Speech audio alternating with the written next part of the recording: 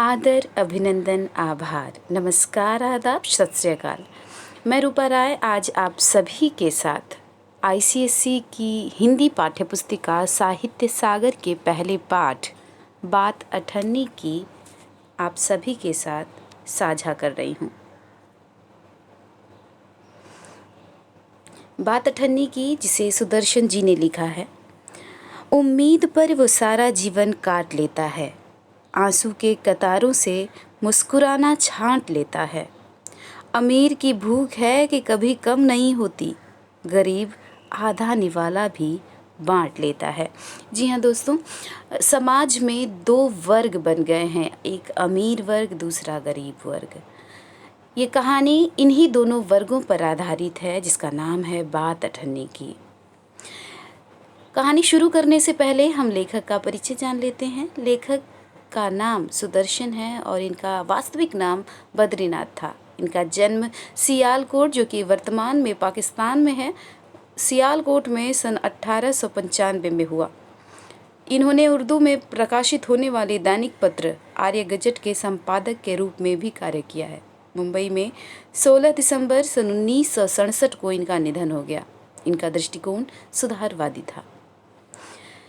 बात अठन्नी की इस कहानी का उद्देश्य समाज में व्याप्त रिश्वतखोरी की प्रवृत्ति पर व्यंग करना है। लेखक ने इस कहानी के माध्यम से बताया है कि समाज का अमीर वर्ग चाहे तो 500 या 1000 की रिश्वत ले ले, परंतु उसके प्रति कोई कार्यवाही नहीं की जाती। लेकिन यदि एक गरीब व्यक्ति अपनी उधारी चुकाने के लिए अठन्नी की हेराफेरी करता है तो वह गुनहगार हो जाता है, उसे सजा सुना दी जाती है। कहानीकार हमें यह बताता है कि रिश्वत समाज की बहुत बड़ी बीमारी है, जिसके प्रति हमें एक ठोस कदम उठाने की ज़रूरत है।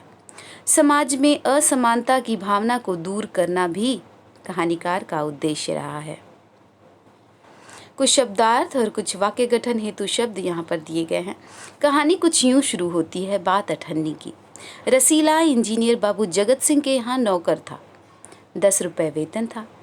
गांव में उसके बूढ़े पिता, पत्नी, एक लड़की और 2 लड़के थे। इन सब का भार उसी के कंधों पर था। वह सारी तनख्वाह घर भेज देता, पर घर वालों का गुजारा न चल पाता। उसने इंजीनियर साहब से वेतन बढ़ाने की बार बार प्रार्थना की, पर वह हर बार यही कहते, अगर तुम्हें कोई ज़्यादा दे तो अवश्य चले जाओ, मैं तनख्वाह नहीं बढ़ाऊंगा। वह सोचता, यहाँ इतने सालों से हूँ, अमीर लोग नौकरों पर विश्वास नहीं करते, पर मुझ पर यहाँ कभी किसी ने संदेह नहीं किया। यहाँ से जाऊँ तो शायद कोई 11-12 दे दे, पर ऐसा आदर न मिलेगा। जिला मजिस्ट्रेट शेख सलीमुद्दीन इंजीनियर बाबू के पड़ोस में रहते थे। उनके चौकीदार मियाँ रमज़ान और रसीला में बहुत मैत्री थी। दोनों घंटों बातें करते, साथ बैठते। शेख साहब फलों के शौकीन थे। रमज़ान रसीला को फल देता। इंजीनियर साहब को मिठाई का शौक था।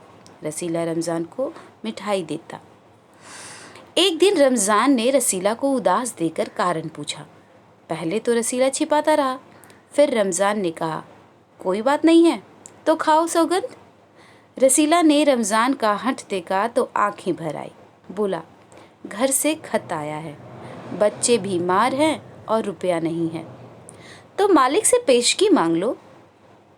कहते हैं 1 पैसा भी न दूंगा। रमज़ान ने ठंडी सांस भरी। उसने रसीला को ठहरने का संकेत किया और आप कोठरी में चला गया।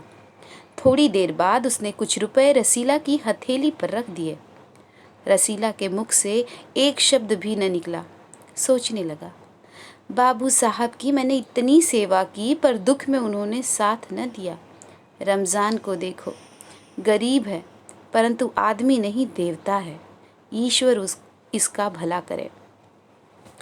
रसीला के बच्चे स्वस्थ हो गए। उसने रमज़ान का ऋण चुका दिया। केवल 8 आने बाकी रह गए थे। रमज़ान ने कभी भी पैसे न मांगे, फिर भी रसीला उसके आगे आंख न उठा पाता। एक दिन की बात है, बाबू जगत सिंह किसी से कमरे में बात कर रहे थे। रसीला ने सुना। इंजीनियर बाबू कह रहे थे, बस 500, इतनी सी रकम देकर आप मेरा अपमान कर रहे हैं। हुजूर मान जाइए, आप समझें आपने मेरा काम मुफ्त किया है। रसीला समझ गया कि भीतर रिश्वत ली जा रही है।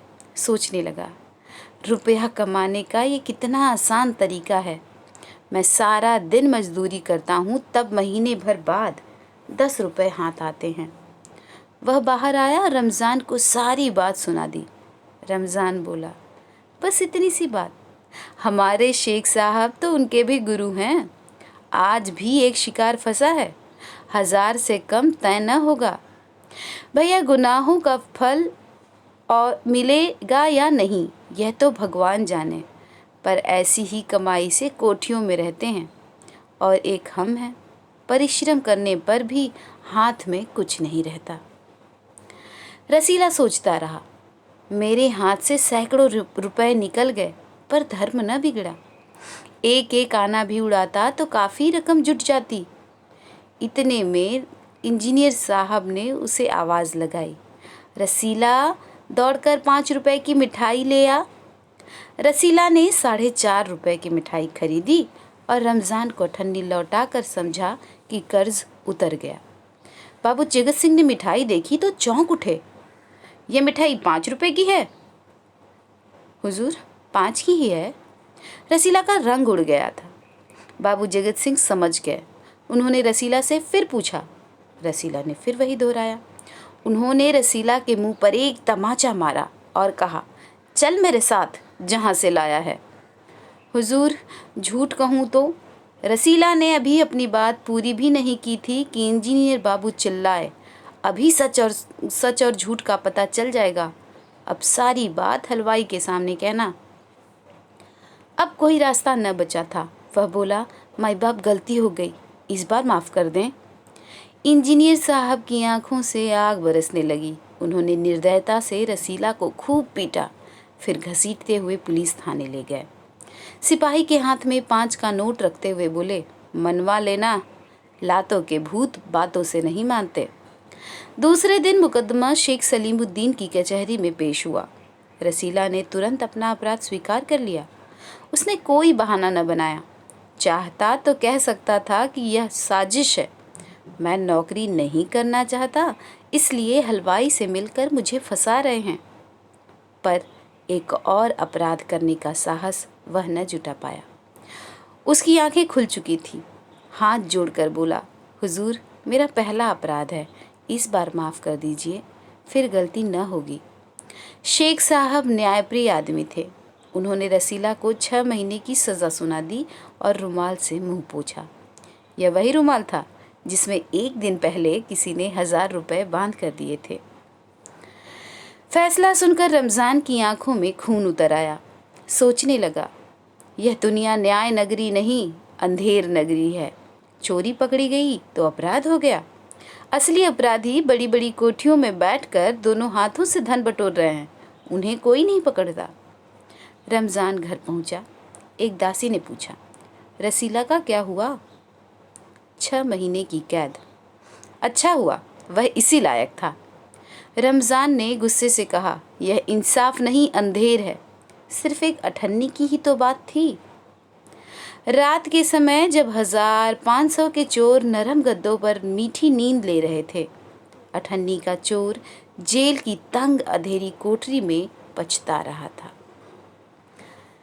बात अठन्नी की कहानी शीर्षक की सार्थकता। साहित्य ही समाज का दर्पण होता है। बात अठन्नी की कहानी में कथाकार श्री सुदर्शन जी ने कहानी के माध्यम से समाज के कड़वे सच का परिचय करवाया है। पूरी कहानी अठन्नी पैसे के इर्द गिर्द घूमती दिखाई देती है। पूरी कहानी आरंभ से अंत तक अठन्नी के चारों ओर घूमती है। धन्यवाद बच्चों।